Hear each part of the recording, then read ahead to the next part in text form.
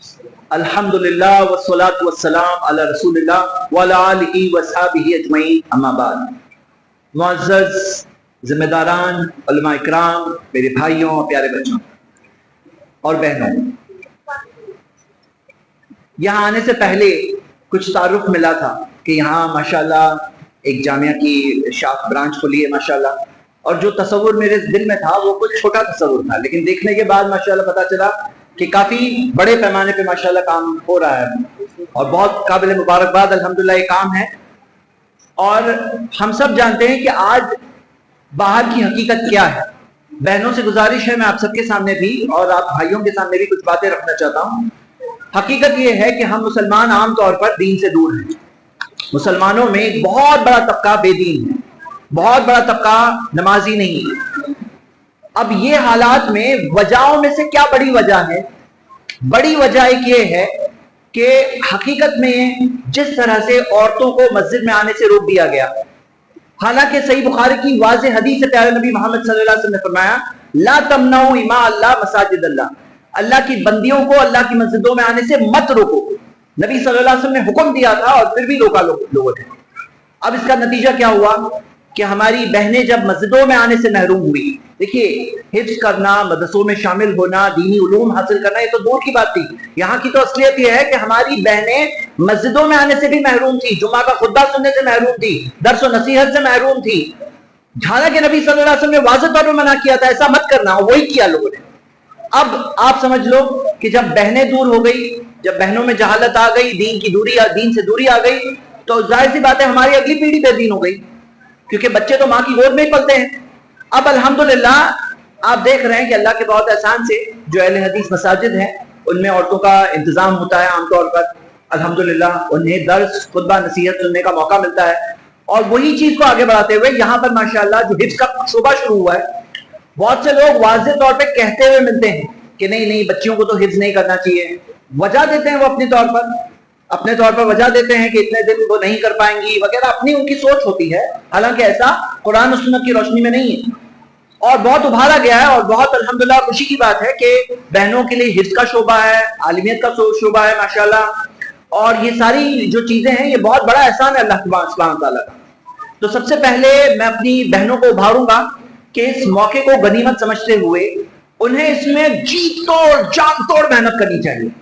اور میں نے یہ چیز دیکھا ہے کہ الحمدللہ جب بہنیں اس چیز میں جب کوشش پہ اتر آتی ہیں تو بہت کوششیں کرتی، بہت محنتیں کرتی ہیں، اور یہ اللہ کا فضل ہے الحمدللہ۔ میں ہماری بہنوں کو یہاں پہ ابھاروں گا کہ آپ کو جو اللہ سبحانہ تعالیٰ نے موقع دیا ہے اور جو یہاں پر آپ کے جو ذمہ داران نے آپ کے لیے انتظام کیا ہے، اس انتظام کو غنیمت سمجھتے ہوئے آپ کو ابھی جان توڑ محنت کرنی چاہیے، پوری کوشش کرنی چاہیے، قرآن کا حفظ کرنے میں، دینی علوم حاصل کرنے میں آگے سے آگے رہنا چاہیے۔ اس میں یہ نہیں سوچنا چاہیے کہ ہم کیا کر سکتے ہیں، ہم تو سیکنڈ نمبر پہ ہیں، نہیں، آپ کو خود آگے بڑھنا ہے۔ الحمدللہ ہماری اگلی پیڑھی ماؤں کی گودوں میں پلتی ہے، اور مائیں اگر دیندار ہو جائیں تو ہماری اگلی پیڑھی خود بخود دیندار ہونے لگے گی انشاءاللہ۔ تو یہ بہت اہم بات ہے کہ یہاں پر بہنوں کو پوری کوشش کرنی چاہیے، یہ ہوگی پہلی بات۔ دوسری چیز، اب ہمارے ذہن کا معاملہ ایسا ہے نا کہ ذہن کا معاملہ ایسا نہیں ہے کہ آدمی نے سوئچ آن کر دیا یا آف کر دیا، یا میں اپنے ذہن کو میں سوچ رہا ہوں اس چیز میں لگا دوں تو لگ جائے گا خود بخود۔ دل و دماغ کا معاملہ ایسا ہے، ذہن کا معاملہ ایسا ہوتا ہے کہ اسے خود ایسے گاڑی کی طرح ڈائریکشن نہیں دے سکتے کہ گاڑی کی اسٹیئرنگ وہیل گھما دیے تو گھوم گیا، رائٹ گھمائے تو رائٹ گھوم گیا، لیفٹ گھمائے تو لیفٹ گھوم گیا۔ ذہن کا معاملہ ایسا تو ہوتا نہیں ہے۔ تو اس ذہن کو اس کی تربیت کرنی چاہیے۔ ذہن میں خیالات کے ذریعے ذہن کی تربیت کی جاتی ہے۔ کیسے؟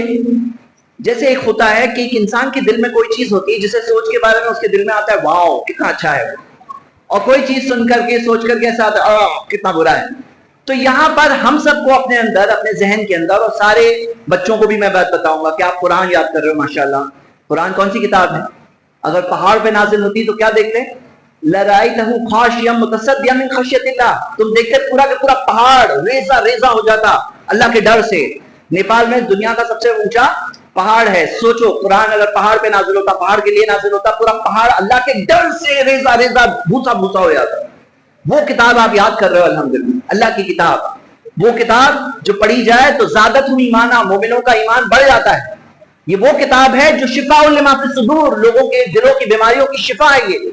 تو میں ہم سب کو ابھاروں ہم سب کے لیے بات ہے، بچوں کے لیے، بچیوں کے لیے، کہ بلکہ اپنے آپ کو اپنے اندر ایک واو ایفیکٹ پیدا کرے، واو کا اثر، یعنی کہ کتنا اچھا لگ رہا ہے، اللہ اکبر، میں دین کا علم حاصل کر رہا ہوں، میں قرآن یاد کر رہا ہوں، میں دینی علوم سیکھ رہا ہوں، ہاں میں مدرسے میں پڑھ رہا ہوں، کتنی اچھی بات ہے. مطلب دل میں ایسی خیالات بھر دیں، کیونکہ دل اور دماغ، ذہن کو ڈائریکشن کیسے ملے گا؟ کوئی گاڑی کے گھمانے سے ڈائریکشن نہیں ملے گا، بلکہ خیالات کے ذریعے ایک انسان کا ذہن تیار ہوتا ہے کوئی چیز میں محنت کرنے کے لیے. مطلب ایسا نہیں ہوتا ہے کہ خود بخود جیسے سوئچ کر دے گا آن تو پنکھا چلنے لگ جائے گا، پنکھے کو سوئچ آن کریں گے چلنے لگے گا، ایسے دماغ کا معاملہ نہیں ہوتا ہے. اس کو خیالات کے ذریعے ڈائریکشن دینا ہوتا ہے. تو اپنے آپ کے اندر، اپنے اندر ایک چیز پیدا کریں کہ اللہ کے دین کا علم مجھے حاصل کرنے مل رہا ہے. خیرکم، تم میں سب سے اچھے کون ہیں؟ من علم القرآن من تعلم القرآن وعلمہ، جو قرآن سیکھتے ہیں اور سکھاتے ہیں. تو ہم دیکھتے ہیں کہ من یرید اللہ بہ خیرا یفقہہ فی الدین، صحیح بخاری کی حدیث، کہ اللہ جس کے لیے خیر کا ارادہ کرے اللہ اسے دین کی سمجھ دیتا ہے. تو اپنے اندر ایسے خیالات کو بھریں. بہنیں، بھائی، بلکہ والدین اگر یہاں ہیں موجود، ذمہ داران، ہم سب کو اپنے اندر یہ خیالات پیدا کرنا ہوتا ہے. بچوں کے اندر ان کی ذہن سازی کرنی ہوتی ہے، اسٹوڈنٹس کے اندر ان کے ذہن میں بات ڈالنی پڑتی ہے، تم بہت بڑا کام کر رہے ہو، تم بہت اچھی چیز کر رہے ہو، سب سے اچھی چیز کر رہے ہو، کرتے رہو، جمے رہو، محنت کرو، کوشش کرو، قربانی دو. یہ چیز اپنے اندر ڈالنی ہوتی ہے اور یہ بہت اہم بات ہے. تو یہ ہو گئی ہماری دوسری بات. تیسری چیز، اب یہ جو کام کر رہے ہیں اس میں ہم سب کو یہ نہیں بھولنا ہے ہم حاصل کیا کرنا چاہتے ہیں، اور جو ہم حاصل کرنا چاہتے ہیں وہ بہت بڑی چیز حاصل کرنا چاہتے ہیں. ہم اپنے آپ کو، ہمارے معاشرے کو، ہمارے لوگوں کو جہنم کی آگ سے بچانا چاہتے ہیں، ہم جنت تک پہنچانا چاہتے ہیں، ہم لوگوں کو صحیح راستہ بتانا چاہتے ہیں، لوگوں کو جنت کا راستہ بتانا چاہتے ہیں. اس دور اور اس زمانے میں جہاں پر بے حیائی پھیلانے والے لوگ بہت سارے موجود ہیں، سوشل میڈیا بھری پڑی ہے بے حیائی سے، برے کاموں سے، برے راستہ بتانے والوں سے. اور وہ زمانے اور دور میں جہاں پر لوگ دین کے لیے، دین کا علم حاصل کر کے لوگوں کو جنت کا راستہ بتائیں، یہ بہت بڑی چیز ہوتی ہے. تو یہ ہے ہمارا مقصد. دیکھیے، مقصد جب سامنے ہو تو ہر کوشش میں ڈائریکشن مل جاتا ہے، ہر کوشش کو رہنمائی مل جاتی ہے، ہر کوشش میں جذبہ پیدا ہو جاتا ہے کہ ہماری منزل کیا ہے، ہمارا مقصد کیا ہے. ہمارا مقصد بہت بڑا مقصد ہے. ایک انسان کو جہنم کی آنکھ سے بچا لے تو کتنی بڑی چیز ہے. لن یہدی اللہ بک رجلا واحدا، اگر اللہ تمہارے ذریعے ایک آدمی کو ہدایت دے دے، خیر لک من حمر النعام، سرخ اونٹوں سے بہتر ہے. کہ سرخ اونٹ جو ہوتے تھے اس زمانے کے، کہ اونٹ ہے ایک عام، ایک ہوتے سرخ اونٹ، یعنی کہ اعلیٰ نسل اونٹ کی. یعنی کہ آج کے زمانے کی مثال سے سمجھے، ایک ہوتا ہے گاڑی اور ایک ہوتا ہے بالکل مرسیڈیز گاڑی، بہت بھاری گاڑی، رولز رائس وغیرہ. تو ہم دیکھتے ہیں اس زمانے کی نبی صلی اللہ علیہ وسلم نے مادی مثال دی، ایک ایسی چیز، ایک حصی مثال دے کر بتایا کہ اگر اللہ تمہارے ذریعے ایک آدمی کو ہدایت دے دے، سرخ اونٹوں سے بہتر ہوگا. یعنی آج کے زمانے کی اگر ہم سمجھیں کہ کئی ساری مرسیڈیز گاڑی ہو آپ کے گھر کے باہر آپ کی، اس سے بہتر ہے کہ اللہ ہمارے ذریعے ایک آدمی کو ہدایت دے دے، ایک انسان کو ہدایت دے دے، اس سے قیمتی ہے. کیونکہ گاڑیاں تو وہیں کھڑی رہ جائے گی، ہم دنیا سے چل بسیں گے. تو میرے بھائیوں، میری بہنیں، بڑے مقصد کو اپنے سامنے رکھیں. ہم یہ کیوں کر رہے ہیں، یہ پورا کیوں ہے، اس کا مقصد کیا ہے؟ جنت کا راستہ بتانا، لوگوں کی رہنمائی کرنا، جہنم کے آگ سے بچانا. بھٹکنے والے غلط راستے جس میں دنیا میں بھی پریشان جیتے ہیں، لوگ مر کے جیتے ہیں، پریشان ہو کر جیتے ہیں، وہ زندگی سے بچانا، اطمینان و سکون کی زندگی کی طرف لے آنا، جہاں دل کا سکون ہے، جہاں دل کا اطمینان ہے. کہاں پہ اطمینان بھائی؟ کہاں بھٹک رہے لوگ دنیا میں، کہاں بھٹک رہے ہیں دل کے اطمینان کے لیے. یہ دل کے اطمینان کہاں ہے؟ دین پر چلنے میں ہے، اللہ کے سامنے سجدہ کرنے میں. تو یہ تین باتیں، اہم باتیں آپ سب کے سامنے میں نے اسی مقصد سے رکھی. یاد دہانی ہے، جانتے تو سب ہے یہ باتیں، لیکن ان الذکر تنفع المؤمنین، یاد دہانی مومنوں کو فائدہ پہنچاتی ہے. یاد دہانی کے طور پر، اور یقیناً اللہ سبحانہ تعالیٰ کی مدد بہت بڑی چیز ہے. یہ اللہ کی مدد تھی الحمدللہ کہ یہاں تک اتنا سب قائم کر کے یہاں تک پہنچے. لیکن ان دیواروں میں، ان عمارتوں میں مقصد کیسے پیدا ہوگا؟ وہاں کی تعلیم سے پیدا ہوگا، وہاں کی کوشش سے ہوگا، جو اساتذہ کر رہے ہیں، جو طلبہ کر رہے ہیں، جو مینجمنٹ کو کرنا ہے. ہر ایک انسان کو اپنی کوشش بہترین طور پہ کرنے کی کوشش کرنا ہے. کس کے لیے؟ رب العالمین کی رضا کے لیے، کہ یہ ہماری کوشش ہماری خود کی نجات کا ذریعہ بنے، ہماری خود کی کامیابی کا ذریعہ بنے، لوگ بچے ہمارے لیے صدقہ جاریہ بنے.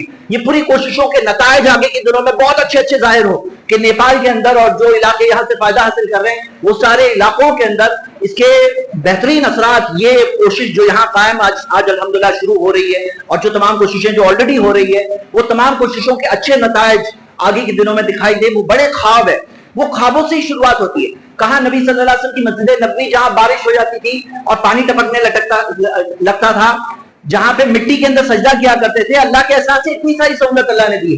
اب ہمارے اوپر ذمہ داری بھی ہوتی ہے کہ یہ سہولتوں کا اچھا استعمال کر کے ان سے بہترین طور پر کوشش کر کے بہترین نتائج لانے کی کوشش کرے. اللہ سے دعا ہے اس کوشش میں اللہ تعالیٰ بہت مدد کرے.